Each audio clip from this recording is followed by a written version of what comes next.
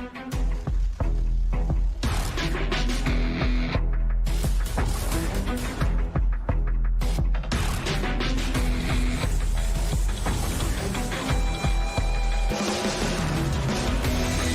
everybody and welcome to Virtual Brand Hatch for round 7 of Racecraft TV Rallycross by Sparco. We have got some action-packed racing across both classes RX2 and RX1 to come up as we start the second half of the season and our European leg of 3 rounds after the first 6 rounds were over in the States. Thank you everybody for joining us on this Sunday evening. We're happy that you can spend this evening with us and we are very excited for what is coming up as we move into the second half of the season. Dane Baird here with Joshua Lee alongside and also on the production as well. Thanks everybody for joining. And yeah, Josh, we've got some really action-packed racing coming up. We should have a pretty big field in both classes. We haven't got Nitro Rallycross taking drivers away from us now, so hopefully we can get some good grids here today.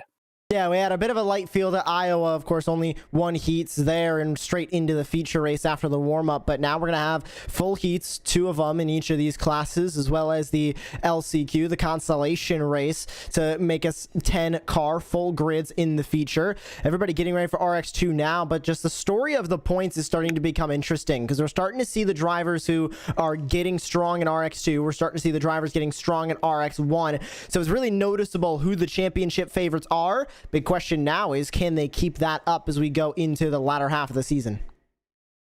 Yep, absolutely. So 3 European rounds coming up. So the Jokers are going to be very important. It's a very different Joker style in all of the previous 6 rounds, well, except for Charlotte. All of the previous 6 rounds we've had shorter Jokers. So the Joker's a shortcut. You gain between 2 and 11 seconds depending on the circuit. And then in the European circuits, they are all long laps. So you're going to lose time by going through these Joker deltas. So the Brands Hatch, it's around about just over a second. It's going to be the final corner. It's on the inside. It's actually a shorter Joker here, Josh. But because it's on dirt instead of tarmac like the main route is, and so incredibly bumpy, you actually have to go through there a lot slower. And so you lose time heading out onto the main straight as well. We've even seen, because of the bumps, drivers in the qualifying series for the World Championship, Josh, drivers launching it over the barrier completely, and that's definitely not what the drivers will be wanting to do here. Brands Hatch, it's a tricky start here at Brands Hatch. It very much narrows into turn 2 and 3 as well. Really a single file part of the circuit, but they'll be going 3 wide into the entry of it on the first lap. Some really big bottleneck going down into both turn 1 and turn 2, mind you. Both of them really are tough to get through, especially in that feature race when you have an entire field of drivers trying to narrow down into that. Not only is it downhill dirt section with a very tricky left to right hander, can lead to a lot of carnage. We've seen it in the qualifying series, we've seen it in the All-Star Invitational, and who knows, we might see it a little bit here today in RX2 and RX1. Already some talk of the RX1 guys of really trying to take it easy into that first corner because they know that, especially for the drivers competing in the World Championship, it is going to be one of the hot buttons and one of the main issues of the day, getting through turn 1. Oh yeah, absolutely. Turn 1 is going to be crucial. We saw in the qualifier series, Josh, I think it was Luis Nunez, when we were covering the qualifying series, having a really tough time at the start of both heat and consolation there. It is a very tricky place to get started, and if you run wide at the start or run deep into the corner, you can lose 3-4 positions, and it's actually quite difficult to get them back on the opening lap. There's a very single file line through the first sector, and once you're single file, it can sometimes be difficult to make places back up, and with the Joker delta fairly small, only just over a second, it means that the Joker lap isn't going to be as powerful as it was, say, in Iowa where we were last week. It's not going to be as effective in getting you into some clear air. It's only going to drop you back about a second. So if you've got a driver right behind you, you can expect to see drivers taking that Joker lap right at the very end of each race, because you're just going to end up straight behind them, and that's just about the worst thing that could happen. And of course, as we get ready to race tonight, gotta talk about that race analysis that we are going to see and just how the structure of this series works. Now, both RX1 and RX2 will have the same heat, LCQ, and main structure. Top 4 advance from the 5-lap heats, top 2 advance from the LCQ. Then we see a 10-lap main event with the 10 drivers who qualify in competing there. 8x incident limit and fixed setup for RX2. When we go over the RX1 race analysis, only those 2 elements of the format will be changing. It'll go down to a 6x incident limit, and the RX1 drivers have an open setup, so they can use any setups in the Rallycross cars that they want to. But the excitement just starting to creep up here, Dane. We really have not seen a lot of brands hatch, with it being sort of added in at a bit of a weird time. It was a little bit after the World Championship. We saw it in the All-Star Invitational that happened in the spring, saw it in the qualifying series, and for the first time in World Championship competition, it's going to be used this week on Wednesday. So for a lot of these drivers, especially those ones in the World Championship, they're getting a lot of their first laps with other drivers on this course since the qualifying series. And for the guys in the RX2, hopefully they put in their laps throughout the year this has been out, and they're able to be strong and keep that momentum going for a lot of the drivers in RX2. So we take a look at those point standings. Zachary Drapkin starting to run away with the 2 drop weeks counted. Yep, absolutely. He had a fantastic round out at Iowa, and yeah, with a small grid, he really did take advantage of it there, and he's got a 9-point lead with the 2 drop weeks counted, so that's pretty crucial as well. We don't know what the drop scores are from this graphic, but yeah, it's still very, very close. You can see James Watson in 3rd, only 1 point behind Trevor Teal in 2nd. Zach Knowles only 2 points behind James in 3rd. And then you got to go 5 points back for Christopher Plumley. But with quite a few points being up for grabs in each round, depending on where you finish in your heat and feature, it really can affect the championship massively after each round. So some of these drivers, even in the midfield, Christopher Plumley I'm looking at, had a great first few rounds. He can easily be right up near the top again after this round, depending on what happens around him and what he makes out of that. And it's going to be interesting to see just how these drop weeks come into play, because you remember Christopher Plumley, he's had some very good results. Remember Zach Knowles, he has won feature races this season. Zachary Drapkin has only got 1 feature race win this season. Zach Knowles has 2. So Zach Knowles' drop weeks are being counted. He's having higher scores be dropped out. Zachary Drapkin currently better with those drop weeks, but still a lot of time left in the season for RX2, and we're going to see how these points are going to change. And a little bit of a format change here for the RX2 heats. We're only going to have 1 heat take the green flags. We have 8 drivers who are in the session and ready to go. So all drivers will advance into the feature. I believe we'll also have no consolation race either at the end of this heat. So 1 heat of action, Dane, but at least we're getting it all out of the way. And let's take a look at that starting grid. Yep, absolutely, and we have got the starting grid up on the screen now, and it's going to be Andrew Howell who starts on pole position on 1st place. We've got Trevor Teal alongside Tor Borenson there. Sean Winkler, Matthew Rice in row number 2, then James Watson in 6th position in that 39. At the back, Crystal King and Nathan Ramsey will be starting as well, which means we only get 1 heat race here today. So it's going to be very important. This is going to be basically sprint qualifying, as we said last week, Josh. It's going to be qualifying really for the feature race, but points are still on offer, and that's very important for the championship. So for these drivers, have really got to make the most out of this first heat race. And this is going to set the field for the feature race, like you mentioned. We're not going to have any consolation, because the reason they condensed it down into only 1 heat, the iRacing service, is because everybody can make it into the feature. We're eliminating 0 drivers. So this is also going to be interesting for the points, because we do have a maximum of 8 points given out for the heat. Winner takes 8 points out of each of these heats. Then it goes down, 2nd place 7, 3rd place 6, and so on.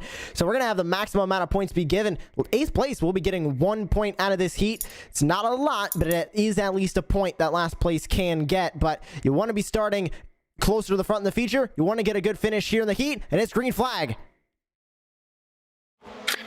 Yep, absolutely. Now heading down in towards turn number 1.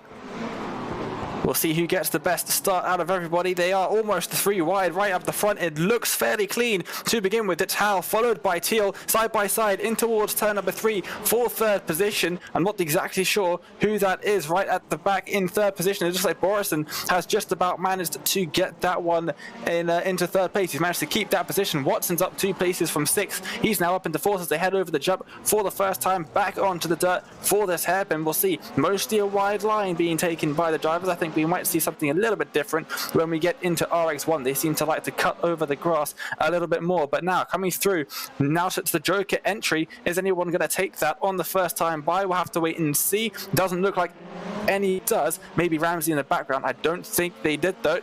So it looks like everybody keeping their Joker for now, but they're trying to go side by side now as they cross the line to start lap number 2 in towards turn 1.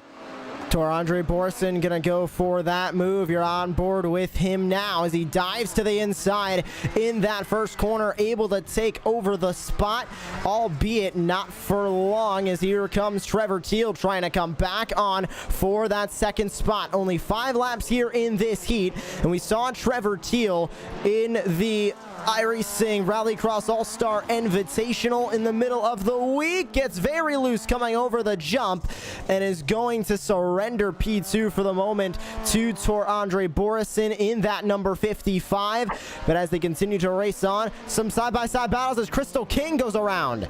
Or James Watson, excuse me, going around. Yeah, not too sure what's happened there, but Howell does have a very nice gap up at the front. Still nobody from the front drivers going down into the Joker. In fact, I think Teal has just gone down into the Joker, comes out alongside Ramsey, possibly. No, it's Rice that he's come out alongside with. So we'll have to wait and see if the graphic updates to prove that, or maybe Teal had a slowdown of some kind, or just was a bit slow because the Joker Delta, the Joker graphic, excuse me, hasn't updated. Ramsey was the driver who took the Joker that lap, but Teal just struggling out there a little bit, losing some positions. Yeah, now the battle is on for this top spot between Howell and Andre Borison. And as they race closer to the Joker, interesting to see who's going to dive into the Joker. Is Howell going to take it yet? No, he doesn't. Does Andre Borison take it? He is also not going to take to the Joker just yet. Wondering if this Joker strategy is going to come into play here in RX1, or if it's going to be a lot more of the same stuff. Winkler chooses to come into the Joker lane from P3, and Teal as well, so they both get it out of the way. That's going to move Winkler up into the top, into P4. Yep, now we've got these drivers aren't going to be pressuring the top 2. Howell and Borison are fighting amongst themselves. They've got a 5-second gap behind them to Rice. You can see it's a huge gap out in front with 2 laps to go. Rice is under pressure now though because of that Joker Delta. I said it was just over a second. That's for the pros. It varies massively, as we've seen in RX2, because the drivers aren't quite as consistent as the drivers in RX1. So we'll have to wait and see what happens here. Rice is right on that 1 second mark. We'll see how he does heading in to the Joker when he does that. We're not too sure when he's going to do it. The leaders, both of them, still staying out for the time being. Howell's in a very good position there where he can actually go into the Joker and come out in front. Rice now over the bumps, through the dirt, into the Joker. It looks like he's ahead for now. Massive jump on the inside there. The pros will usually move to the outside there to avoid those bumps. He's going to come out in 6th, sorry, and Teal takes 6 off him across the line to start the final lap. Main battle for the lead isn't going to become much of a battle soon, as Andrew Howell holds the race lead to Andre Borison in 2nd place for the moment. Borison trying his best to catch up now, 1.5 seconds, but with both of them needing to take to the Joker, he's not going to be able to pass him in due time. It is going to be all Andrew Howell coming across the line this time. We've seen him win plenty of times, or be up front plenty of times here in RX2. Just keeping that streak going for Andrew Howell as he works his way through the Joker lane. Dane, an easy heat win for the number 666 car. Just crossing over the bollards there on the exit got me a little bit worried. If you cross over them a bit too much, you might get a lovely unsafe Joker exit penalty, which is definitely not what anybody would want, but it looks like definitely taking the win there Andrew Howell, pretty comfortable stuff there out in front, never lost the lead, never looked like losing the lead really, and puts himself on pole position for the feature race coming up. Definitely a great run for him, and we're going to be moving over into the warm-up for the feature race now, but here's the full results from that heat. Dane, Andrew Howell, Tor-Andre Borison, Sean Winkler, Trevor Teal, Matthew Rice, and as we look back at the results, there we go. Nathan Ramsey, James Watson, and Crystal King are going to round out the drivers there. Constellation has been skipped, so we will be going straight into warm-up for the feature, and then in just a couple of minutes we will then be going racing for tonight's feature race. So same deal after Iowa, Dane, where we're not really seeing Heat 2. We're not seeing the Constellation here in RX2. We are going to be seeing, of course, 8 drivers take to the feature. We saw grid spot be very crucial for drivers trying to stay up the front here because of that turn 1, because of that turn 2 being so difficult, and the fact that the cars can really spread out here fairly easily. Gonna be interesting to see what happens here in the feature race, and if Andrew Howell can do the same thing he did in heat number 1 and start from the pole, walk away with the win. Yeah, absolutely. We're gonna have to wait and see there, but he does have Borison alongside him now, whereas he started just a little bit further back in that heat race. So this is going to be an interesting fight, although near the end of the race he did start to pull away. So Howell's definitely in the pole position. I mean, it's the best position he could possibly be in. Looks to be the fastest person out on track. He was fastest in qualifying, fastest by quite some distance in the heat race as well. Should have no troubles. I think for Howell at the moment, it's about getting a good launch, a good run through turn 1, staying out of trouble, and then not making any mistakes. And if he does that, I don't see a reason why he won't be coming across the line to win today. Howell has been really consistent this season. Seems like every race we are talking in some capacity about Andrew Howell, but he has been able to put it together for a feature race win yet this season. The only driver to go back-to-back in feature race wins is Zach Knowles, or to get 2, excuse me. He won at Charlotte and Atlanta. Nobody has gone back-to-back. Zachary Drapkin not in this race. He cannot do it. Neither is Zach Knowles. So unless Tor-Andre Borison takes the win, we will have a new unique winner here in RX2 feature race competition, as it is time to take a look at the starting grid. Exact same results from the heat race. Howell, Borison, Winkler, Teal, Rice, Ramsey, Watson, and King are ready to go. Yep, absolutely. It will be 3 wide in the front row, 2 wide, just a single row back. And yeah, this is going to be a really exciting start to this feature race. We've got 8 drivers readying up on the grid. And it's yeah, this is a fantastic start to the evening. We've got RX1 coming up in a bit as well. And everybody is up on the grid now. It's a very odd-shaped grid here at Brands Hatch, but the revs are rising. We are ready to race for the feature race. 10 laps of Rallycross action coming up, and that's a fantastic start from Howell. He's already clear of Borison on the outside as Borison sends it around the outside. He's going to hit the wall, surely. No, he's done a fantastic job through turn 1, and he takes the lead. But now he's had to slow down on the tighter line through turns 2 and 3. Keeps the lead, though. Borison out in front. What a move from Tor-Andre Borison as Winkler gets a shot from Teal. He's going to be drifting through that dirt corner. They're still side by side as they come over the jump. But what a move for Tor-Andre Borison, and what a pass for the race lead. We now have a battle at the front of this field as they race now towards the Joker. Who is going to take it here on this first lap, if anybody is thinking about it? And Howell's going to get it out of the way early. Yeah, he has the gap behind, or at least I thought he had the gap behind. He took a lot of airtime on the entry there. Going to come out very much clear. So he is actually a very good position now. He can try and catch the driver in front, and if he makes up that gap, he will then be ahead when the driver in front, Tor-Andre Borison, takes to the Joker. And that was really weird. He got a fantastic launch. He was already clear in the braking zone, just took it way too cautiously on the run onto turn 1 and swept around the outside by Borison. That was a fantastic move for the lead, but Howell maybe a little bit too cautious at the start. That was a great start for for Andrew Howell as we go on board with Watson there for a moment. We look back to race leader Tor-Andre Borison. This is going to be the real test. Is he going to be able to play this Joker strategy right? He's going to take it relatively early, trying to respond to Andrew Howell's Joker.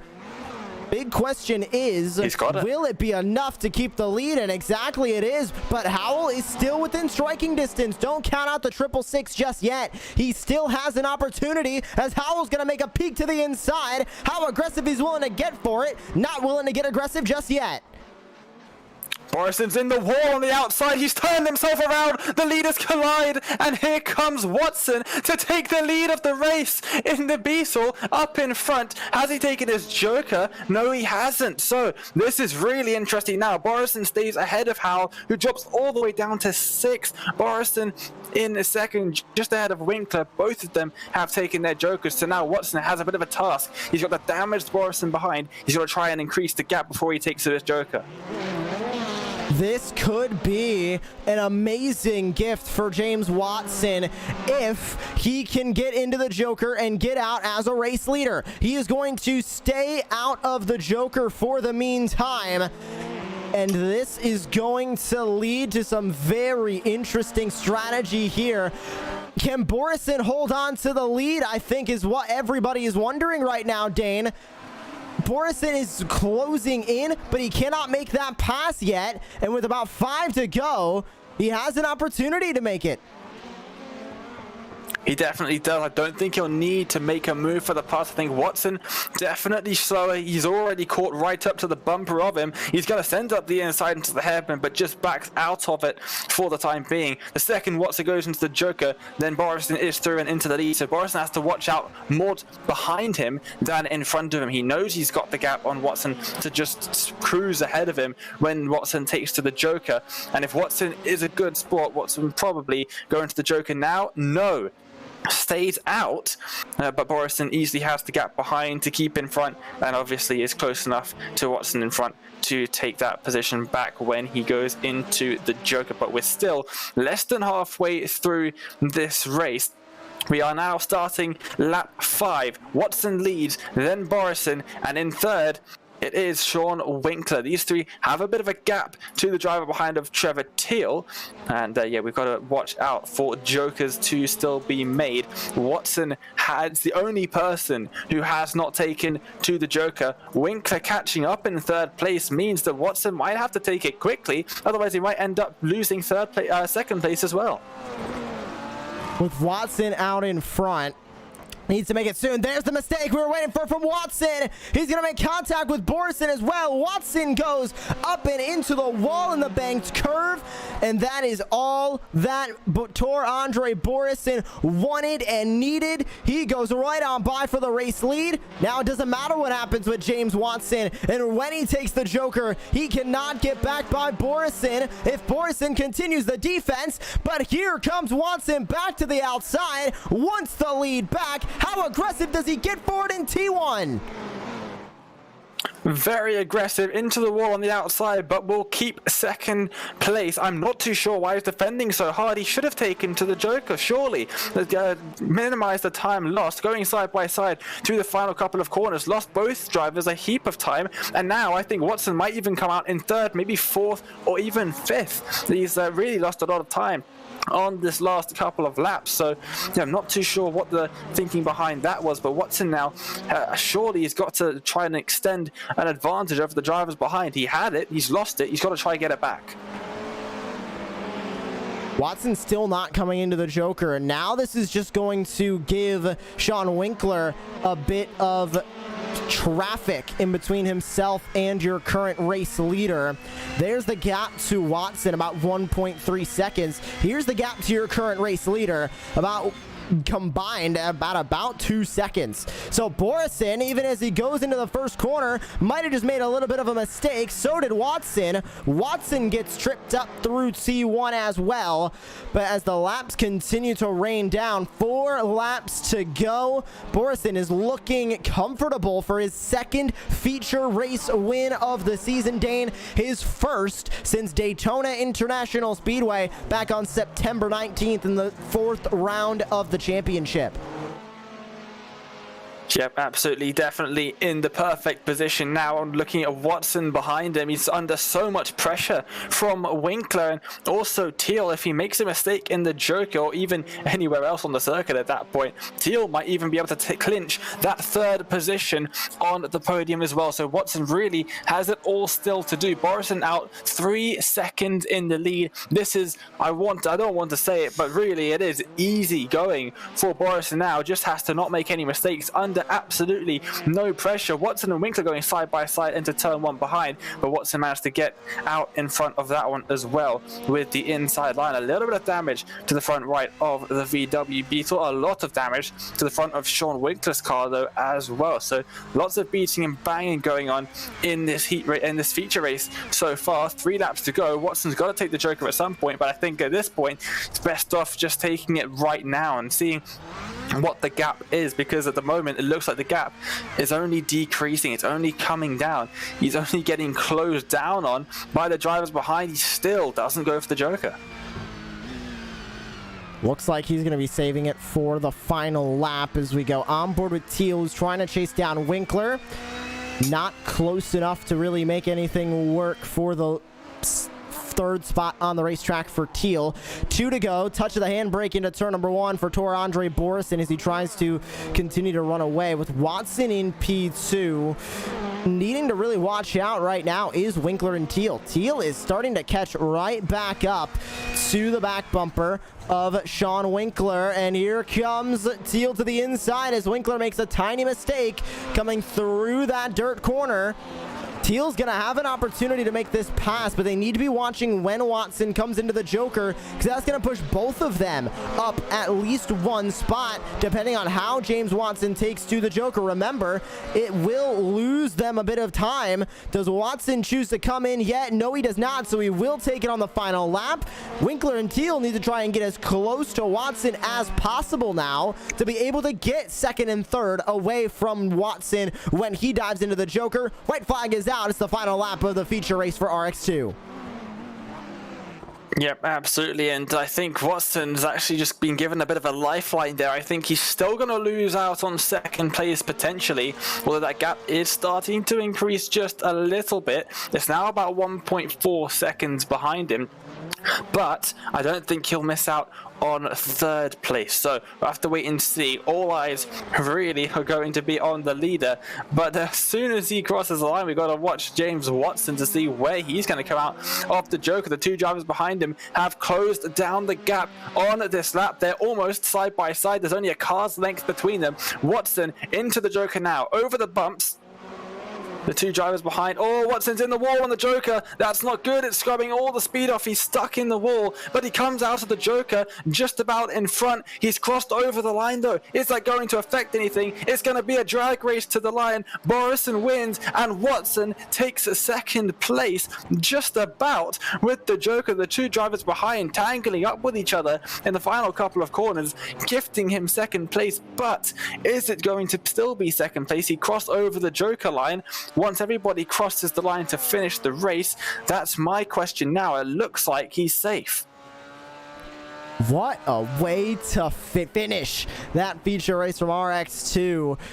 Nathan Ramsey is going to be the last driver to come across the start-finish line here. He works his way through the final couple of corners. He got spun around in turn number 1 as everybody was trying to get slowed up and into that bowling alley of a turn number 1 here at Brands Hatch. Downhill dirt with a very hard right-hander at the entry. But as Ramsey comes across the line for the checkered flag, we can take a look at your full race results. And it's Borison who walks away with the race win. Watson, Winkler, Teal, Rice, Howell, King, and Ramsey is how they all finished. And does look like, Dane, no post-race penalties. Borison is your race winner, and the rest of the results are final. You can see just how close it was there. Less than a tenth of a second between Watson and Sean Winkler at the line, but Watson does win out. Pretty lucky there, I must say, with Winkler and Teal battling it out on that final lap. Teal takes 4th place, Rice in 5th. There you've also got Andrew Howell. So unfortunate for him with that contact near the beginning of that race. Crystal King in 7th, made up a place starting last. Nathan Ramsey unfortunately losing 2 places from 6th down to 8th, but like you said, was involved in an incident there as well. But yeah, that was a pretty awesome race. We had quite a lot of action. I'm really looking forward now, Josh, to RX1. But before we get that underway, before we start looking forward towards the pro drivers and the super fast guys in Rallycross, we have got time to have a chat with a couple of the drivers from that race that we've just been watching. First up, it's going to be the man that we focused on for quite a while. He joins us now, 2nd place in the feature race for James Watson. Welcome, first of all, and what a race you've just had. It was battling from basically start to finish. Yeah, that has to be one of my all-time gutsy drives, you know, coming back from the last row of the grid. And I had like fairly significant steering damage from like lap 6 because I cut turn 1 a little too close and got the wall. So I was just holding on for dear life, trying to do everything I could to hold off everyone and get 2nd. I'm disappointed. I thought I might have been able to win it. When I saw Andre and Andrew get together, I'm like, am I going to win? Am I actually going to win this? Is it going to happen? Yeah, it was definitely a heart and mouth moment for us in the commentary booth with the 2 leaders and the fastest drivers on the circuit basically taking each other out, not intentionally, but just a racing incident there. You managed to get through pretty cleanly. It was a pretty close call with the 2 drivers basically blocking most of the track heading in towards turn 2. But I'd like to talk first about the starts here at Brands Hatch, because it's a very tight turn number 1, and then downhill dirt section into an equally as tight turns 2 and 3. But they don't really lend themselves to side-by-side racing, so starts here are pretty difficult. Yeah, it's so easy to dive bomb without actually dive bombing, you know? You never want to be that guy, but sometimes it just happens without you trying it. It's just the nature of the beast. I'm just happy that all things considered, our starts were actually really clean. Like there was no mass death or chaos. I'm pretty proud of all of us, actually. Yeah, nothing like what we saw at Charlotte Motor Speedway a few rounds ago. That was a little bit less clean, it must be said. But yeah, definitely some good clean starts. Hopefully we'll see that in RX1 in just a bit. But yeah, fantastic performance from yourself to just about clinch that 2nd place by less than a tenth of a second there at the end of that feature race. James Watson, thank you so much for joining us for a chat. Congrats on that 2nd place. Before we let you go, is there anyone you'd like to give a shout out to here on Racecraft TV? Yeah, I got to thank all of my loyal sponsors, National Racing Network, Martin Sports. They make great sim racing apparel. Check them out at martinsports906.com. Got to thank Rocket Racing Setups for bringing me in as their head of off-road. They've put a lot of faith into me, and I'm the jumpy truck guy for them. But it's nice being able to show off a little bit here in Rallycross and say, hey, I'm somewhat all around. NTWR Landscaping and ZAS Designs as well. Well, that's fantastic, James. Thank you so much for joining us. We will see you next time out. Heck yeah! Well, it was great to hear that from 2nd place man James Watson. He was, he did a fantastic job. I sort of lost hope in him for a moment in the middle of the race there when both drivers behind Winkler, they were so close, and I think it was Trevor Teal as well. It looked like it was an impossible feat for him to try and take back that 2nd place, but he did a fantastic job near the end. Definitely, and we're going to continue the RX2 interviews before we get into RX1 as we bring Sean Winkler up into the broadcast booth. 3rd place finish for you, Sean. It looked like an uphill battle there and a lot of carnage at the beginning of that race. How was it from your perspective?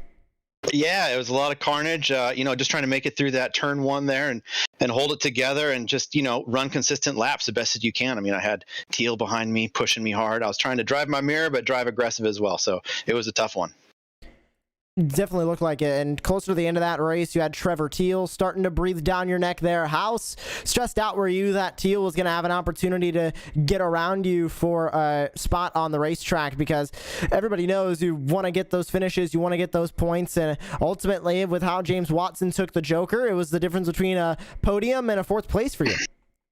Yeah, I was reasonably stressed with Teal behind me. I could hear him laughing in the back of my head. I knew James. I felt like he had a Joker on the final lap there, and I just tried to push as hard as I could. And I feel like if we had one more lap, I could have outbraked him into turn one and taken that P2 there. But really fun, really aggressive driving, and I really enjoyed it. And now we move on into the next round of the championship, Barcelona for RX2. One of I believe, the newest RX course when it comes to iRacing. What's your confidence level at, and can you keep on the good momentum and try and work your way closer up to the top of the point standings? I have more laps at Brands Hatch than I do at Barcelona, so I'm probably going to have to put in a few more over there at Barcelona to see how I can do. But I just upgraded some VR goggles here, got some HP reverb, so I'm seeing clearly, and hopefully I can drive consistency and stay on top. Well, thank you so much for joining us here in the broadcast booth, Sean, and once again, congratulations on your 3rd place. Thank you very much, guys. Thanks a lot.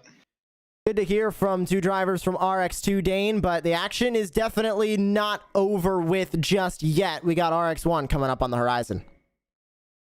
Oh yeah, absolutely. We've got some pros in the house. We've got some just otherwise incredibly quick dudes racing in RX1. I can't wait after what we've seen in RX2. Some great clean racing there, and hopefully we'll have the same in RX1. That's coming up in just a bit, but for now we're going to go to a break. We'll be right back with RX1 in just a bit. Don't go anywhere.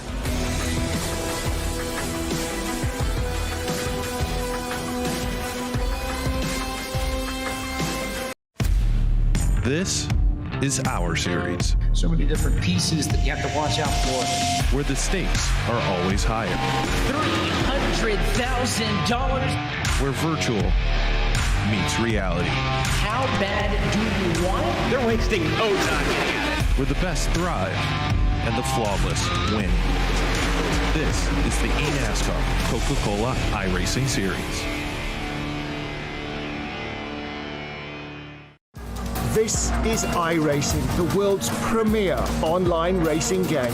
iRacing puts you in the driver's seat to experience today's newest form of competitive motorsport, virtual racing, all from your home PC.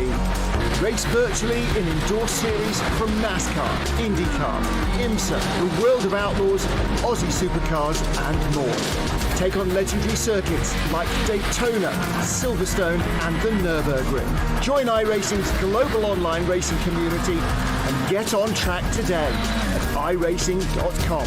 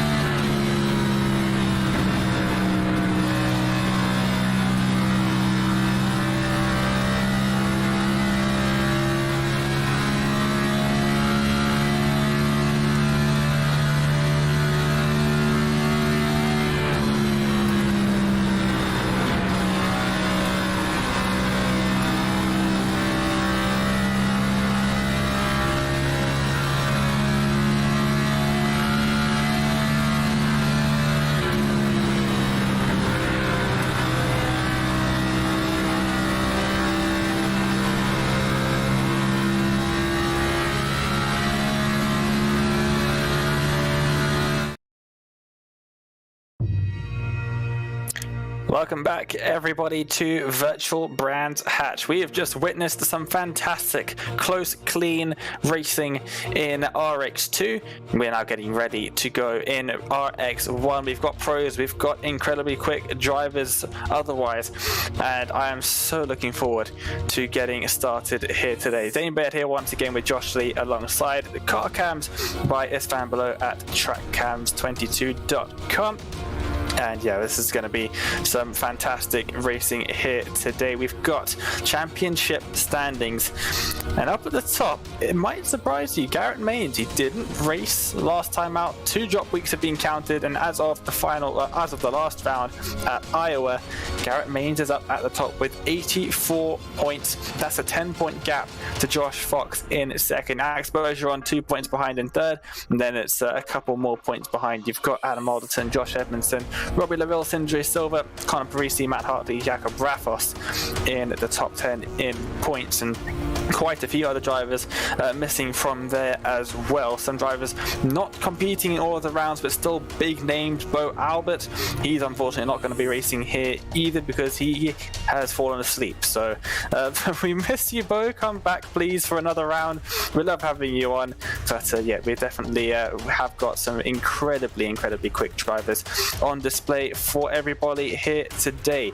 So let's have a look at the points formats. Actually, let's have a look at race analysis. This is exactly the same as RX2 earlier, so if you watch that, then it's going to be mostly the same. 5-lap heats, top 4 advance into, and then everybody else goes into a 5-lap last chance qualifier where the top 2 advance. You've got 10 laps in the feature race, and that's going to have some really quick drivers in. That's where the bulk of the points are going to be scored. 6x incident limit. There was an 8x incident limit in RX2. There's only 6 in RX1, so not too much room for error. You don't get 1x's in IRX, but you do get 2x's car contacts fairly often to try and promote some clean racing. If you get 3 car contact 2x's, you're going to be in for a tough time. So it's they've definitely got to be mindful about that, the drivers, but we haven't seen any problems of that nature so far in the RX1 season, have we, Josh? We've got driver cams for the first time this season as well. Adam Alderton on the left, the Brit with Sindri Silva, the World Championship driver, Norwegian driver, the number 63 driver on the right hand side. You expect to see him up near the front as well. He's one of the quickest drivers in IRX, so expect to see him right up at the top. Josh, who have you got your eye on? We're in the session. Practices are just finished. We're on the way for qualifying. Who have you got your eye on as we make our way into the first flying laps of the session? Tough to really put anybody towards the top just because there's a lot of drivers that deserve to be there. Garrett Maines has been strong. We've seen strong runs from Adam Alderton. Sindri Silva, when he's here and competing, we've seen some very strong runs from him as well. So I think you can really take a look at anybody top to bottom, and there's a lot of great drivers who are trying to put together some good runs here in Racecraft TV Rallycross, but I definitely think Alex Bergeron is going to keep his momentum going. He won 1 week ago at Iowa, won at Charlotte back in round number 3 of the season. I think Alex Bergeron is going to be the one to beat here. Yep, definitely one of the quick guys in this series as well. He did a great job at Iowa. Sindri Silva, we are currently watching, I believe, on board with him now. Up and over the jump, and big landing there, slamming it hard, then full steering lock to the left before he's even tapped onto the brakes.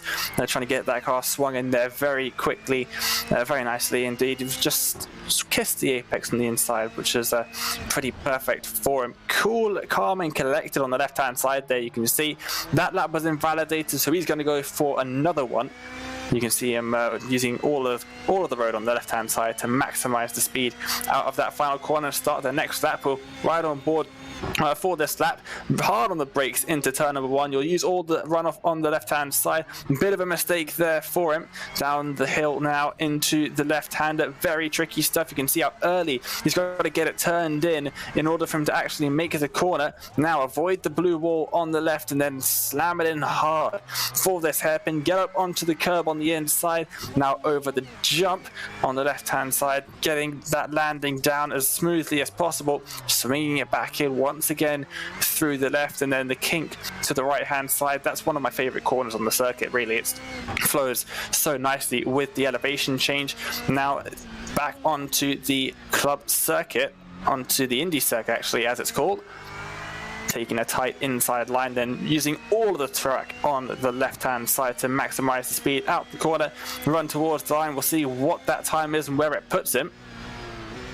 54.915, and that's good enough. 54.8 actually, as the time screen updates, and that's good enough for third place for him. Currently sitting up in the front in qualifying, it's Garrett Maines, followed by Adam Alderton. Alex Bergeron yet to set a lap time in the session so far, so that's interesting to note.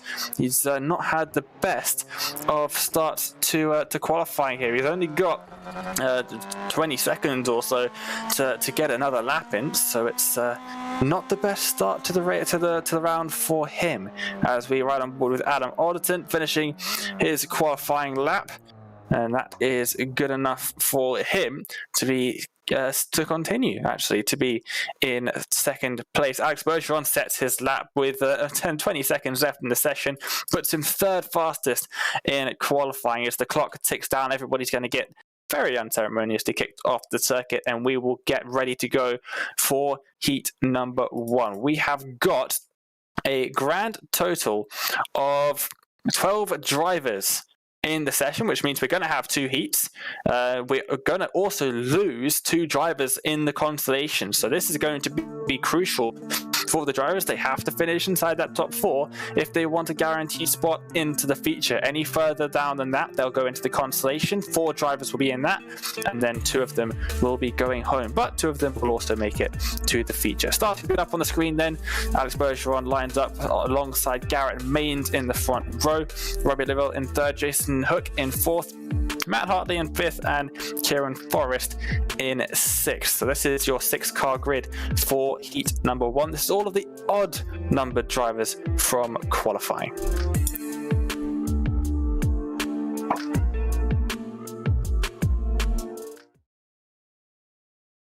That is everybody on the grid here, Dane. They're ready to go.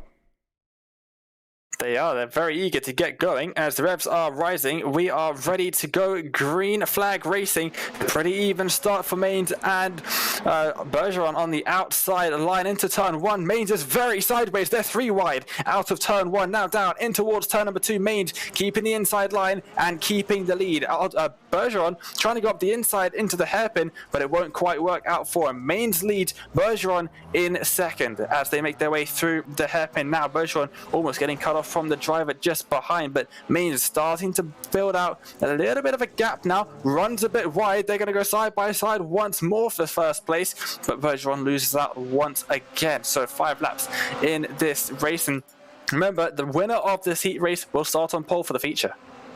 This is going to be an important one, and remember that cut line is also important of the driver who will be eliminated, and looks like 2 drivers into the Joker. Matt Hartley, Kieran Forrest are the 2 to come in. Forrest, the only driver in a Ford Fiesta, I believe, in the field, and Matt Hartley also comes into the Joker lane, so they both get their Jokers out of the way. This leaves Maines and Bergeron at the front of the field to go battling. Interesting to see when Maines is going to come into the Joker. We know these pro-level drivers, of course, Maines and Bergeron, 2 drivers in the World Championship Series. They have specific strategies when it comes to the Joker. As Lavril goes wide, is going to give even more of an opportunity for these top 4 to pull away. Yep, absolutely. Maines still out in front at the moment, doing a pretty good job at keeping Bergeron at bay. I reckon we won't see anybody up at the very front taking to the Joker anytime soon. They have no real reason to. They're pretty comfortable out in front, but we have seen the drivers in 5th and 6th, Forrest and Hartley, take to the Joker. Unfortunately for them, they've dropped back a lot from the other drivers, which means that they're not really in a position to gain an advantage when everybody else takes to the Joker. So those 2, it looks like, at the moment at least, are going to be heading into the consolation race. For everybody else, it's just about keeping it clean and hopefully staying out of trouble and moving into the feature. We are now riding on board with, I believe, Garrett Maines, and looking back at Bergeron, you can see just there touching the grass on the way in to this left-hander, trying everything they can to get the car turned in because it's so difficult on the dirt. There's barely any traction, so doing everything they can to get that car turned in.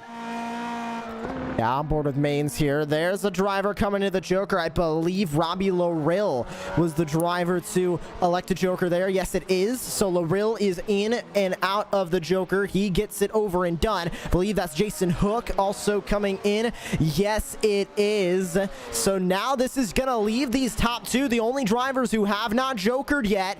And with 2 to go, they're not in the range of losing any spots, Dane, but now I believe if Maines comes in, Bergeron will stay out, and if Maines doesn't come in, Bergeron is going to come in and try and Joker, maybe to go for this heat race win. Who knows? Bergeron might sit comfortably here in P2, take the Joker lane at the exact same time Maines does, just to protect the transfer spot. But these guys are so competitive, it's anyone's guess at what they're going to do when they get down into the Joker.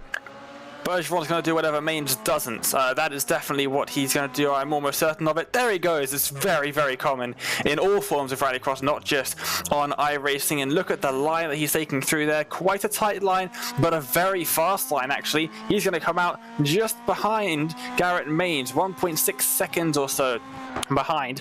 And yeah, on lap 4 of 5, we're now into the final lap of the race, and Maines has everything to do to try and keep Bergeron at bay. Bergeron trying to close down the gap before Maines takes his Joker at the end of this lap. We'll see where they come out. It's still Forrest and Hartley battling it out in those consolation positions. They're not above the cut line, which means they're going to be pushed down into the consolation race. Now, riding on board once again, we got the driver cam for Garrett Maines. We'll see what he can do. Heading down now in towards the Joker. He will have to take it this time by straight into the dirt underneath the Joker gate.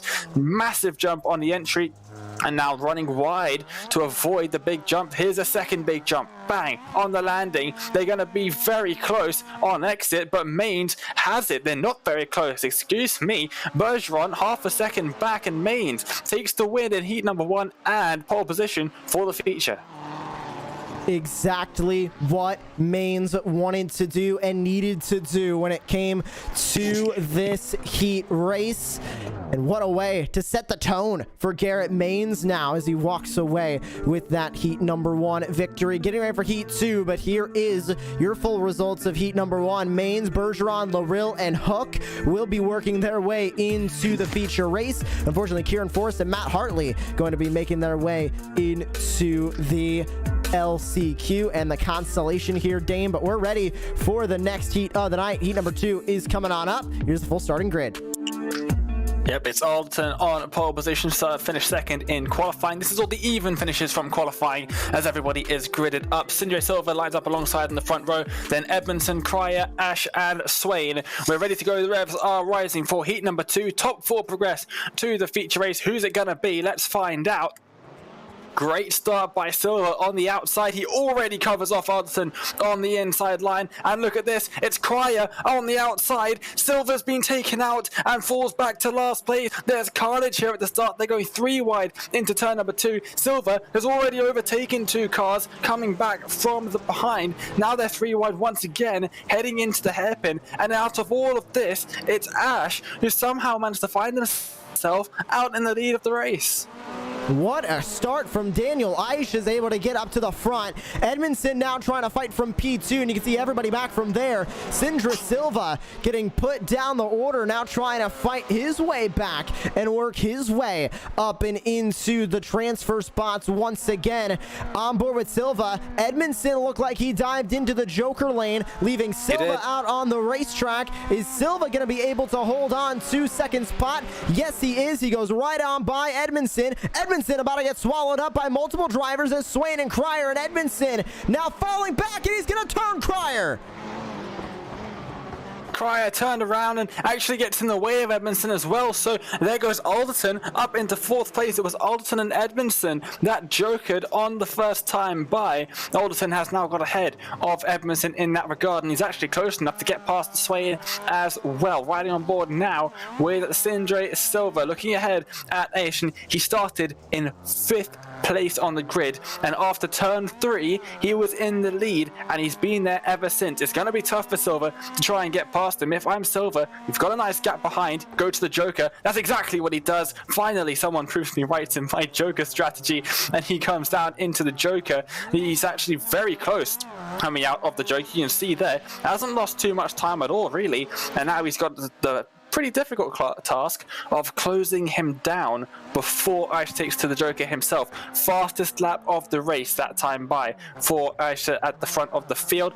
Big use of the handbrake there for one of the drivers in this background of the field. Looks like Keaton Swain it was, as we ride on board with Alderton, I believe, and big send up the inside, almost a bit of contact. He really had to check up in order to not hit the side of the Subaru in front of him. Remember, Swain has not jokered, so he's going to have to do that in the next couple of laps, at which point Alderton, if he's still behind him, will overtake him. But Alderton, of course, wants to gain as many positions as possible. Why wouldn't you? He's a racing driver. That's what they all want to do. He wants to finish up on the podium, if at all possible, and he'll see how close he can get. But he's not really under much threat from the drivers behind. Cryer and Edmondson down 10 seconds behind.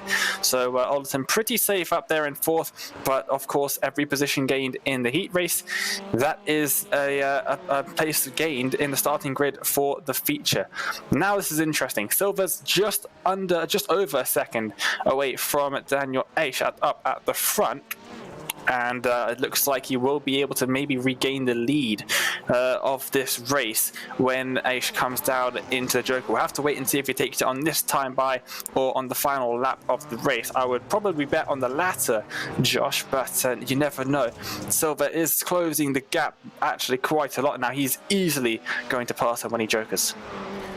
Yeah, really, Aish is just a sitting duck right now as he tries to run away from Silva, but Silva's so quick, it's very difficult to run away from Sindre. He's one of the World Championship drivers, and we know this for a reason. Silva is one of the best when it comes to iRacing Rallycross. Always consistent, always knows the exact perfect strategy. And take a look at the hit of the handbrake, a drift into the first corner. He knows he pretty much has this race locked up, as we see a battle in the back. Alderton going side by side with Swain. Alderton's going to walk away with P3. Swain's only going to fall to 4th. He stays above those transfer spots, but now we watch as Daniel Aish comes up and over the jump. Sindre Silva looking to walk away with this heat race win. Dives it up the inside in the bank's curve. Gets close, just not enough just yet. It will be enough once Aish dives into the Joker.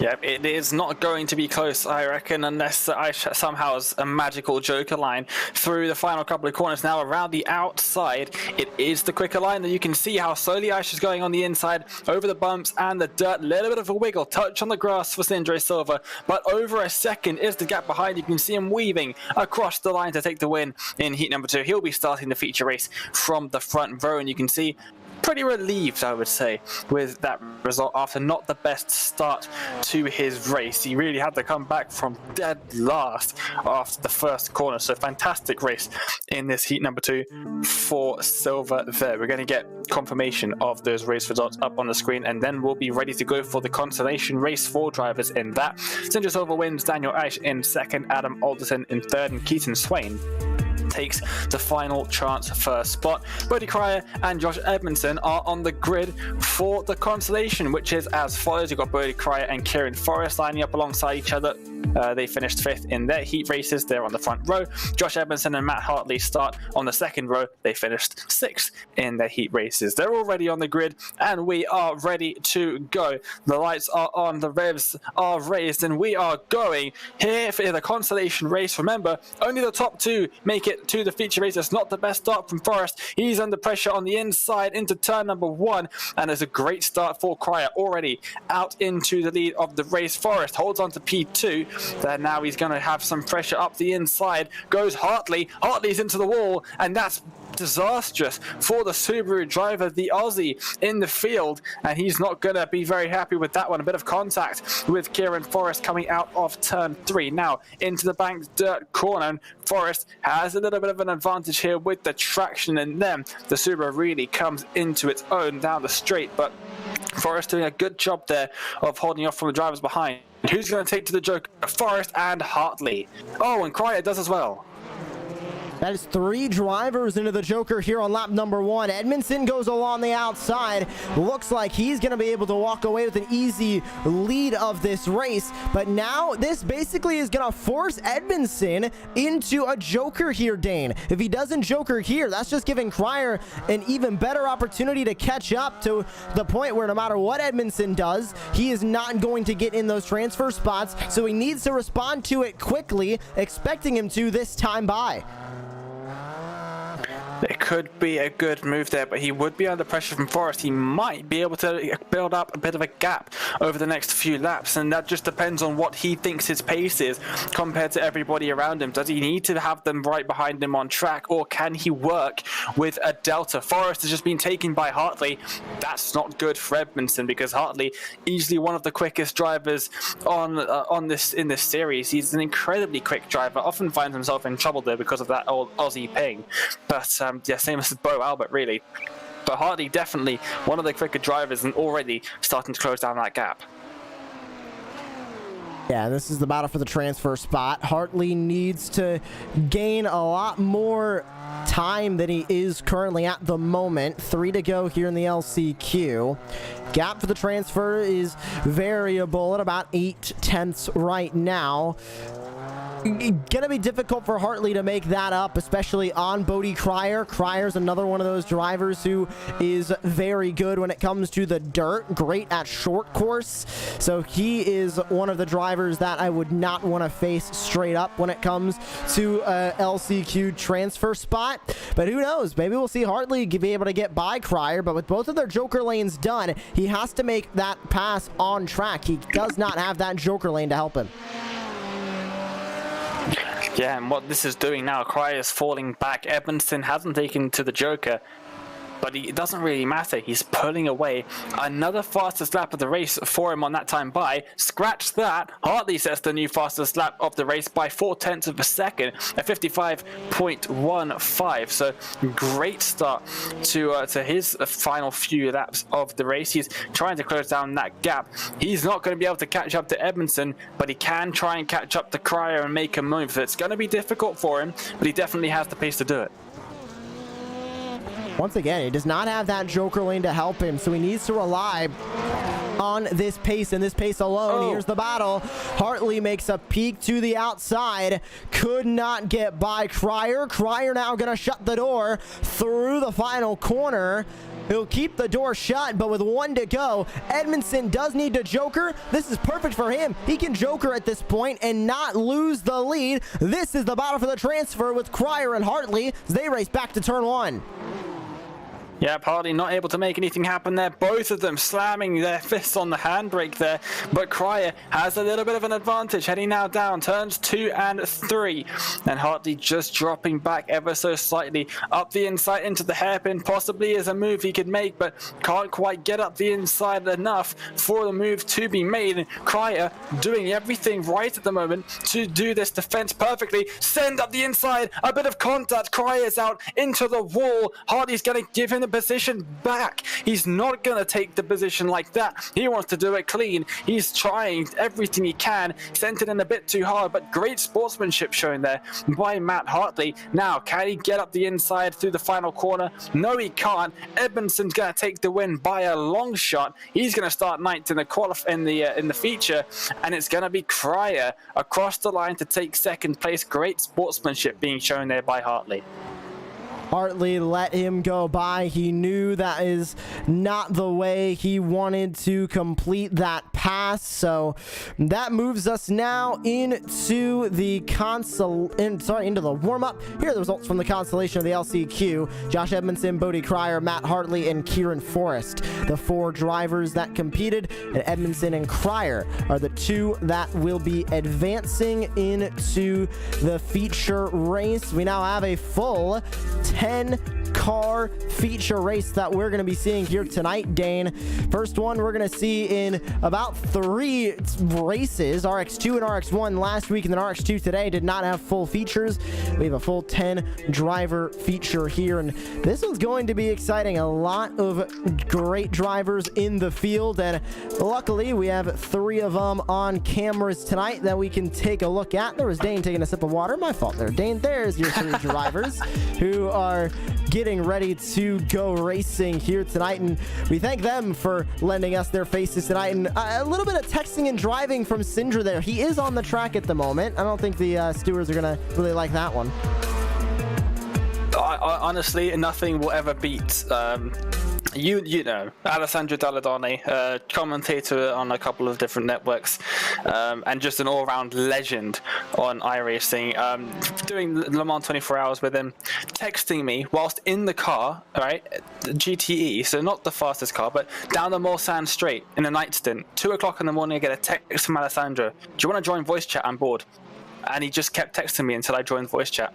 So I had to join voice chat, otherwise he'd just keep texting me whilst going down the Mulsanne Straight. Every 3 minutes or so, I get a text from him. So I don't think that I have a problem with Sanjay Silva texting whilst he's on warm-up with no one else around him.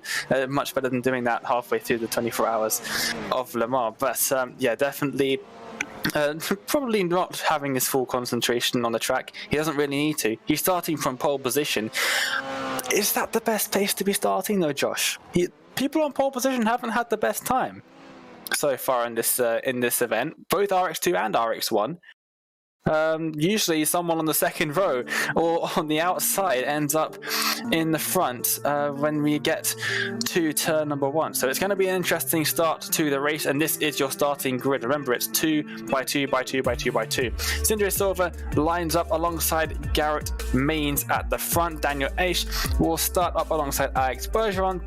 Adam Alderton alongside Robbie Lavril, and then the final 2 rows in the background, Keaton Swain, Jason Hook, Josh Edmondson, and Bodie Cryer. The bottom 2, of course, coming from that last chance qualifier.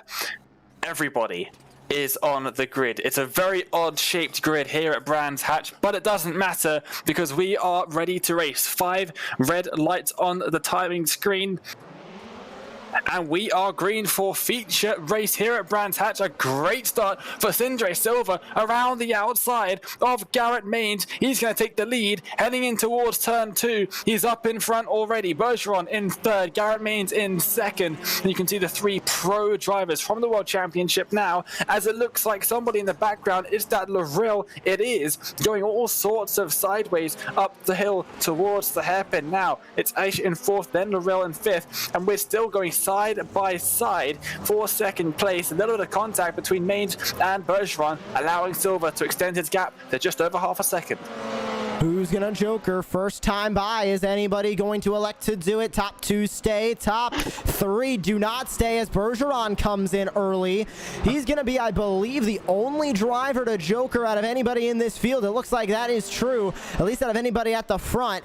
But now Silva versus Mains is going to be an interesting battle here, Dane. Wondering who's gonna be the first to come into the joker. But as they continue to fight, we can get a great look at both of them in their sim rigs they continue to run on this racetrack.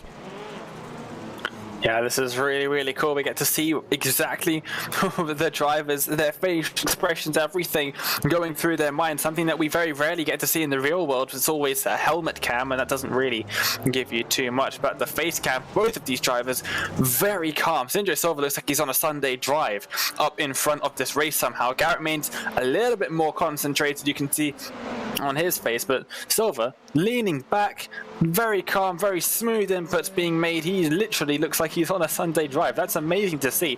Bergeron got stuck in a bit of traffic, got past Aish eventually, but it's dropped back a bit. He now has a bit of a gap to try and build up between himself and Aish behind, and also try and close down the gap between himself and Mains. They're still neck and neck as they go through turns 1, 2, and 3 for the third time in this race. And they're Cryer now getting past Ash, and Ash dropping back massively. Something's happened to Ash at the back of the field. He's off the racetrack. He's all right to the bottom of the timing tower, 10th on the timing screen. Something massive has happened to Ash. I think in towards turn number 1, I believe that happened. I don't see too much damage to the front of this car, quite a bit actually, but definitely not the most damaged car we've seen all day. But we'll see if we can get a replay of what happened. Oh, he looks like he might have got contact already at this point, or maybe it's not contact. He's just looped it on his own in towards turn 1. Yep, around he goes, a bit too much on the handbrake into the wall, and he gets stuck there. He can't really reverse because there's drivers coming through. So yeah, you can see why it took him a little bit longer to get around. He had to wait for everybody to get past. That is disastrous for his race. Meanwhile, Sindre Silva still out in front. Mains took to the Joker whilst we were off focus of them. Mains 1.8 seconds back, but Silva surely has to react now. He's going to need to. He really doesn't have another issue, and Mains comes back into the Joker lane, wondering if our timing tower might have had a bit of an issue and put Mains as coming to the Joker when he didn't. It could have been, you know what, Dane? He could have cut that exit a little bit too close, and it registered as a Joker lap completed on our overlay. But now, either way, Mains is back into the Joker, leaves Silva out on the track to come into the Joker. Only 3 drivers so far have not completed their Joker lap. This is going to give Silva a good amount of time now separating these top 2. Yeah, absolutely. I actually think we might not be looking at live pictures here. Because it's saying that there we go. Now we're looking at live pictures. So it was Mains jokering. We were looking at a bit of a replay there, maybe half a lap or so behind. So that's what happened. I was just looking at my screen and seeing a slightly different picture. But Silva is out in front of Mains, so I'm not too sure why he didn't go there on the next time by. Surely he's got to go now. There he goes, straight into the Joker now.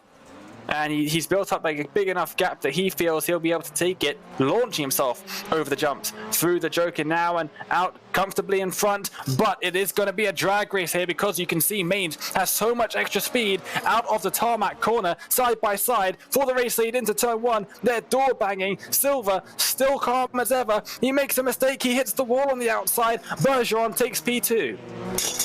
Put Garrett Mains up to the lead. What a way to take it as well. Everybody's jokered with 5 to go. And now here comes Alex Bergeron into the conversation. He has an opportunity to take this win, trying to go 2 in a row. He dives to the inside of Mains, looks for the spot, but the door is shut.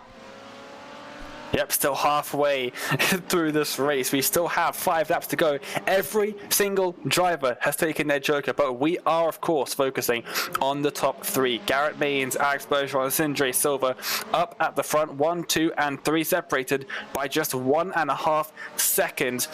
And the gaps are starting to increase between the drivers slightly. Hopefully this doesn't continue. Hopefully we can get some good side-by-side action. But because it's one of the newer circuits, Sindre Silva hard into the wall on the outside again, sending it a little bit too hard into those first couple of corners. But because it's a new circuit to the surface, Josh, some of the drivers don't have as much experience on it.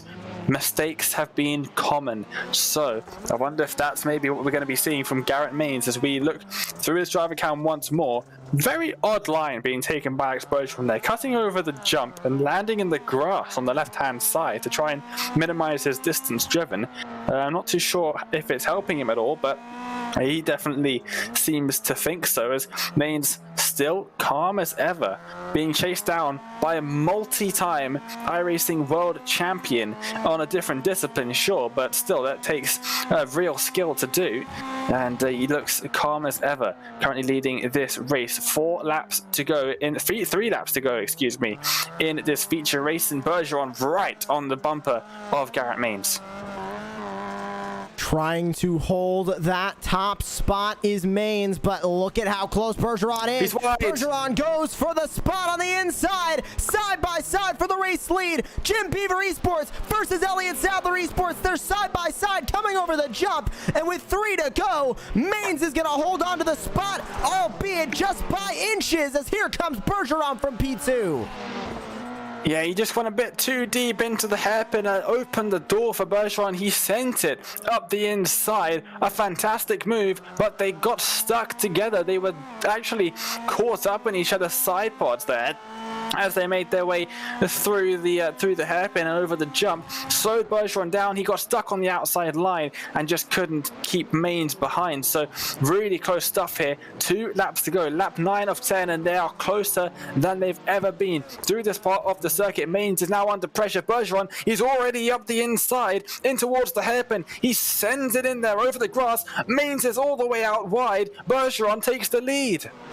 What a move from Alex Bergeron. Now what can Garrett Maines do? They're both getting a little bit cattywampus coming down the straightaway into the corner again, side by side, door bang, not once, not twice, 3 times now as they go down the straightaway. They'll come into the final corner. It'll be white flag this time. They both touch. They both drift through the final corner.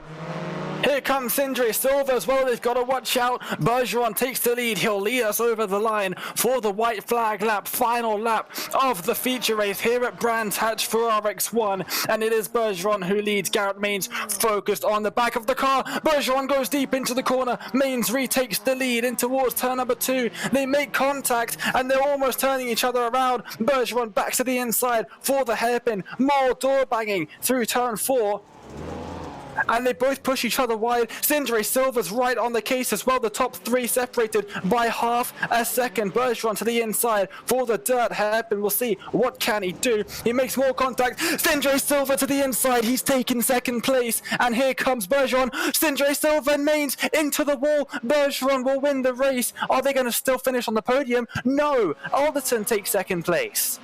Robbie Larill goes to P3, and Alex Bergeron is going to go to victory lane. 3 wins on the season and 2 in a row for Bergeron. Silva and Maines come together on the final lap. What a way to finish the feature from Brands Hatch. An unbelievable finish to the RX1 feature.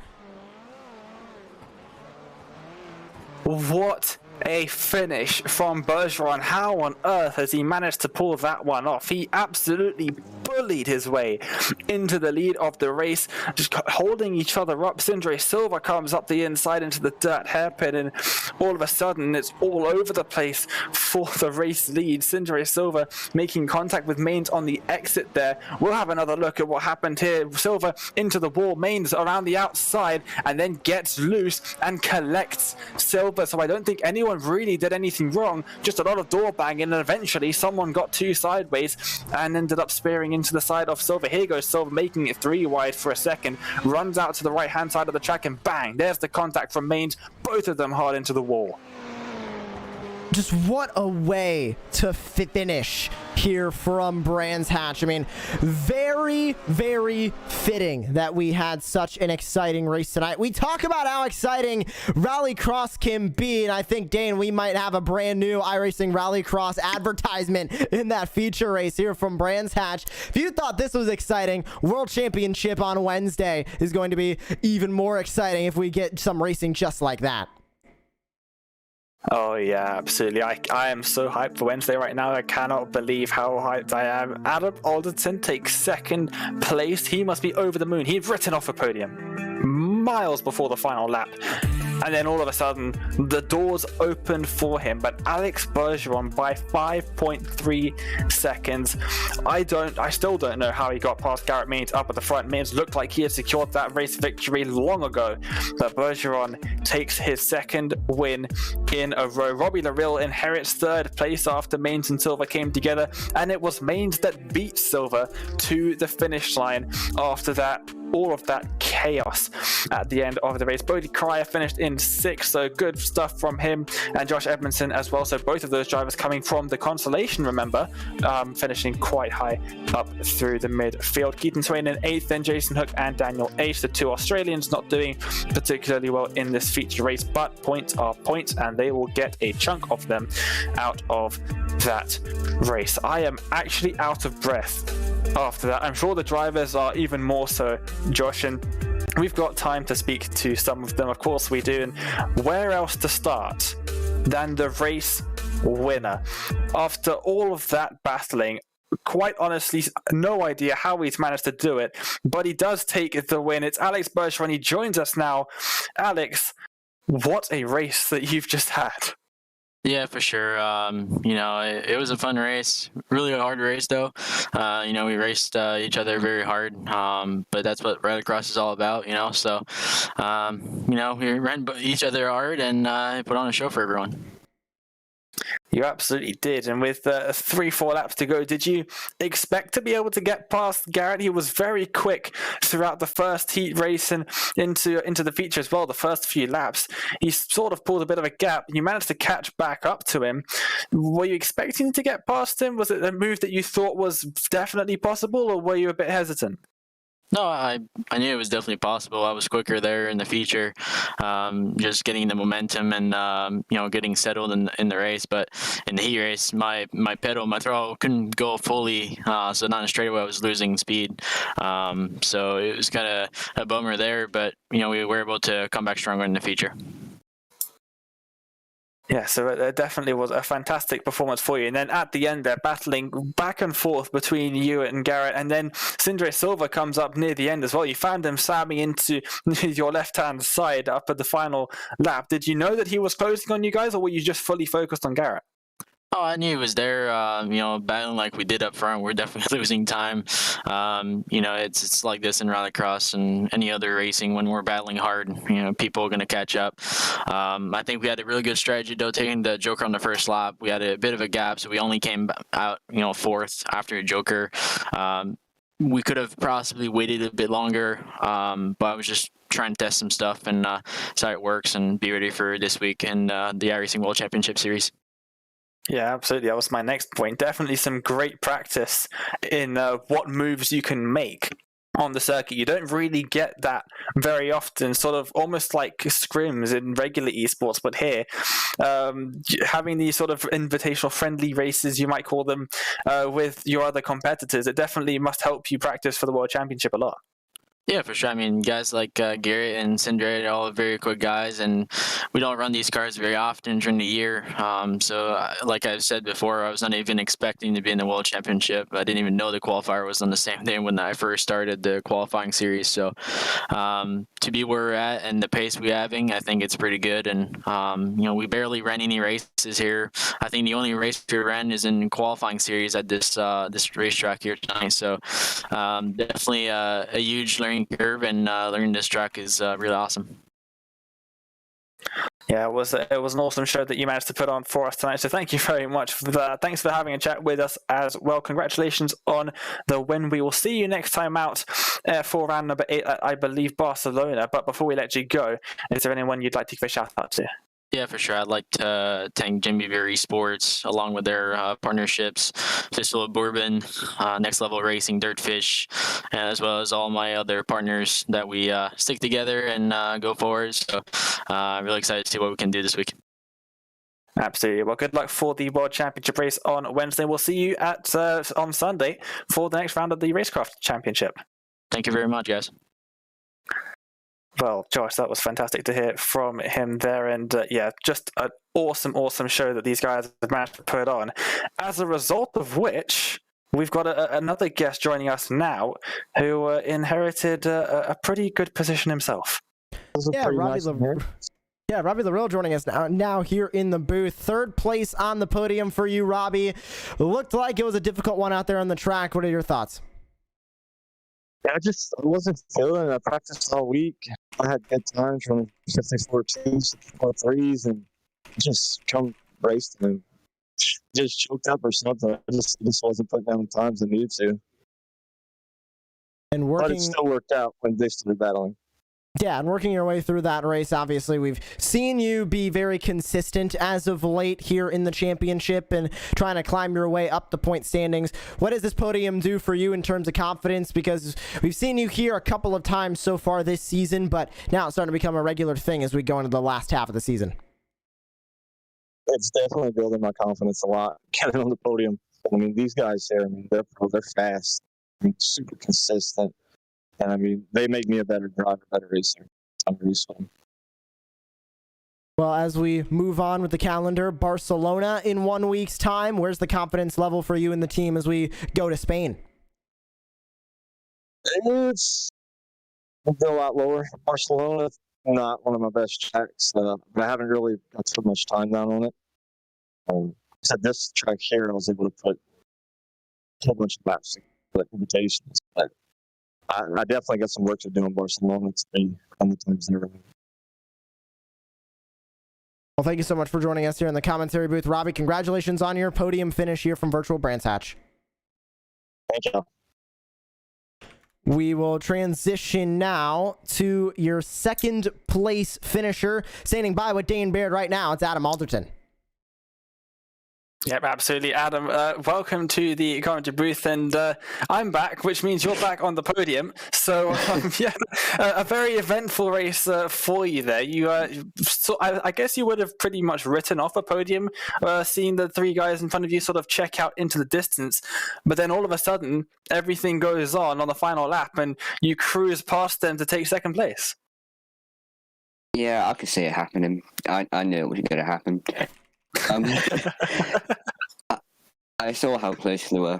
It was going to happen, and yeah, it shouldn't have been a podium off compared to where I started in the feature. So I'll take it, but it shouldn't have been P2.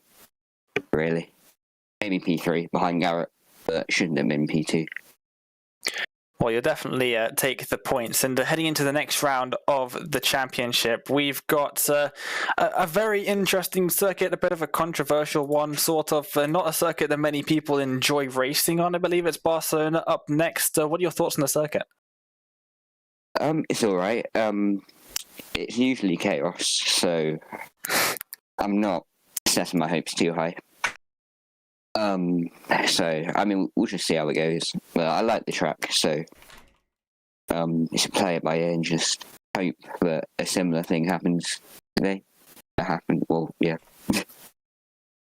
Yeah, well, definitely for you, definitely hope so. Well, Adam, yeah, congratulations on that second place. Good luck heading into the next round of the championship next week. We hope to see you then. Congrats on the second place, of course. And before we let you go, is there anyone you'd like to give a shout out to?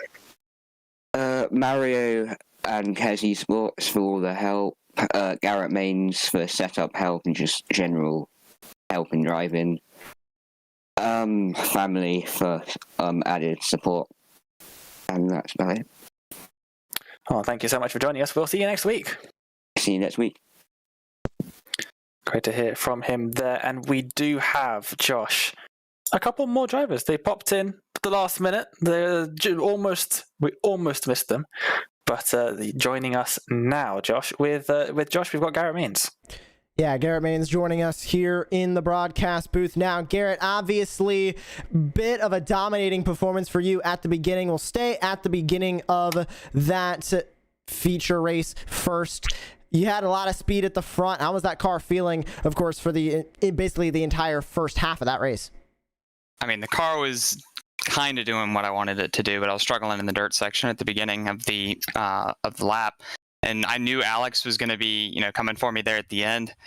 That was one heck of a battle, though. I'm more disappointed with the fact that it was netcode that ruined it than with the finish, honestly, because that was worth, going back to watch. It was you, it was Alex, it was Syndra, all battling, and unfortunately, like you mentioned, just that little bit of contact, even with the connection issues hindering that as well. But just the racing at the end, how did you feel knowing that you're in the lead, trying to protect the race win, but you have two drivers that are right behind you going for any possible space that comes up? Has to be fun, but stressful at the same time. Yeah, it was definitely stressful, but it was, top tier driving from Alex to not wreck me when we were, trading paint left and right. That's all you can ask for. That's the best race I've had in Rallycross in a long time, and that's one of the first races that I've actually got to duke it out with somebody at Brands Hatch. It's a new track for me, and I know it's a new track for most people. So it's really cool to be able to learn it that way. Well, thank you so much for joining us here post-race, Garrett, and good luck in the World Championship this week, and good luck at Barcelona in 1 week's time for Racecraft TV Rallycross. Yeah, I appreciate it, and shout out to Alex for getting the win there, and thanks to OfferPad, Smithfield, Linux, Nutrient Ag Solutions, Digital Hub, everybody at ESC for all their hard work, and hopefully we can get it done at Texas this week too. Yeah, good luck at Texas as well for the NASCAR Coca-Cola iRacing Series. That is Garrett Main's 4th place finish and involved in that crazy action at the end. And Syndra Silva was also involved in that action. He's standing by with Dane Baird. Yep, absolutely. Syndra, welcome to the broadcast booth, and bittersweet for you, I guess. I'm going to start off, first of all, before we move on to the chaos that was the feature race. So I'm going to start off with the heat race, which probably wasn't much better for you, starting right near the front. And then what happened there? You ended up right at the back. Was there contact from behind? Yeah, I think I braked a little bit earlier, but still I got hit from behind and just spun around, so I need to climb a little bit, but I think it was some action behind there, so it made it easier for me to climb a little bit, but yeah, securing the final was just the task that I had, so anyway, we got that done. And done pretty good fashion as well, taking the win in the heat race. So you got a very good start, initial launch in the feature race there, getting up ahead of Mains at the beginning, but then not quite able to stay ahead. It looked like he came back at you through turns 2 and 3. But then heading into the Joker period, you had Alex all the way behind you, quite far back. Were you expecting him to catch up to you? Because I know he was behind a couple other cars. You thought you could extend the gap a bit, or were you expecting him to catch right up? I mainly focused on right ahead. So when I came out of the Joker, the little contact made the car, I don't know if I had some engine damage or something, but the top speed was not there, so I lost a little bit pace on the straights, but then I basically just tried to focus forward, want to see if it happened something forward, and yeah, just try to see what I could do. It was a tough job with the car that I had, set up everything, just jumped in 5 minutes before, got a little wake-up call by Josh Edmondson, so yeah, but good practice for the World Championship race, of course, on Wednesday. It's probably the only chance you really get before the rounds on the World Championship to actually race against some of the other pro drivers in a non-competitive setting where World Championship points aren't on offer. It must be a very good practice for you guys. Yeah, that's mainly why I'm here as well, and because Josh is a good friend of mine. But it is a good practice to actually race against so many people and take it serious as the World Championship. You want to do it as serious, so it's the best practice you can have before the World Championship. So with all the experience you get from racing on the same weather, on the same thing, every practice is good when it comes to that. So since it's put up pretty nicely to the World Championship format and things like that, it's a good practice for sure. Absolutely. Well, Syndra, commiserations on the result, but congrats on giving us a fantastic showing for the round. Good luck for Wednesday for the iRacing Rallycross World Championship round at Brands Hatch. Thanks for joining us. Before we let you go, is there anyone you'd like to give a shout out to? I want to thank Rotorian Esport for the support back home. Omen, Manatee, and Pure Norway for them sponsoring the organization and supporting the sim racing in Rotorian. Well, thanks a lot, and we will see you next week. Yeah, for sure. Great to hear that from Sindre Silva as well. Now, Josh, recap time. You've had a bit of time to think about it. That was an absolutely insane feature race. I think it's probably one of the best, at least in the series for me. I don't know about the couple of rounds that I missed, but certainly from what I've seen of the series, that's one of the best feature races we've seen all season. I would have to agree. That was definitely the best one we have seen, and just goes to show how much can change in Rallycross. Sindre Silva was a couple of seconds behind the lead group of the top two, and then they start bumping into each other. They start racing each other. Here comes Sindre Silva. And suddenly he's a second and a half back, then a second, then a half a second, then he's right in the battle, diving up the inside, trying to go for the race lead. Just goes to show what can happen in Rallycross, and I don't think the good racing is done this season. We still have a lot of rounds left to go, and we're going to see some great racing as the points championship starts to come into play, and as the season starts to wind down. Speaking of points championship, I've just been told it's not 100% confirmed, but from what I've just been told behind the scenes, it looks like we've got a three-way tie for the lead in RX2. After 7 rounds, 3 drivers are tied on 75 points. I believe it's Boris and Trevor Teal and James Watson, and that's insane. Zachary Japkin technically in 4th with 71 points. That's the top 5 drivers separated by 4 points. That's an absolutely insane margin when we think of how many rounds these drivers have done. Drivers have been missing rounds and all of that. And yet we still have this insanely close championship fight with 5 rounds to go. It's really going to heat up as we head into Barcelona. Barcelona is going to be an exciting one, and once again, everybody can tune in for this 8th round of the campaign, October 17th, 6 p.m. Eastern Time. You can catch the coverage beginning here on Racecraft TV. One of the newer circuits added to iRacing Rallycross, Dane, expected to be an exciting one as these drivers go racing around Barcelona for really the first time in any competitive format that we have had on iRacing Rallycross. Yeah, it wasn't included in the qualifier series because it wasn't quite ready. There were a couple of little snags and things around the edges that weren't quite ready for competitive racing. There was also it was in the All-Star Invitational, but I think it was only the Real World Pros and the invitees that actually raced there. I don't think it was the Sim Racing Pros that raced at Barcelona. They raced at Brands Hatch in the same event. So that was, we've never actually seen the pros race at Barcelona. It's going to be a new experience for all of us. I personally cannot wait. It'll be a great insight to what we see for the World Championship race 3 days later. But yeah, for now, that was an absolutely fantastic feature race at Brands Hatch. I personally didn't like the circuit before we started. That might have swung my opinion slightly. I think it's fair to say I'm definitely going to be tuning into the World Championship broadcast on Wednesday evening. But thank you everybody so much for joining us for the 7th round of Racecraft TV Rallycross. I've been Dane Baird with Joshua Lee alongside. For Josh Edmondson at Racecraft TV Rallycross, Trevor Teal as well, Dane Baird and Josh Lee alongside. Everybody out on track has been fantastic, and hopefully we'll see you all again at the same time for round 8 from Barcelona.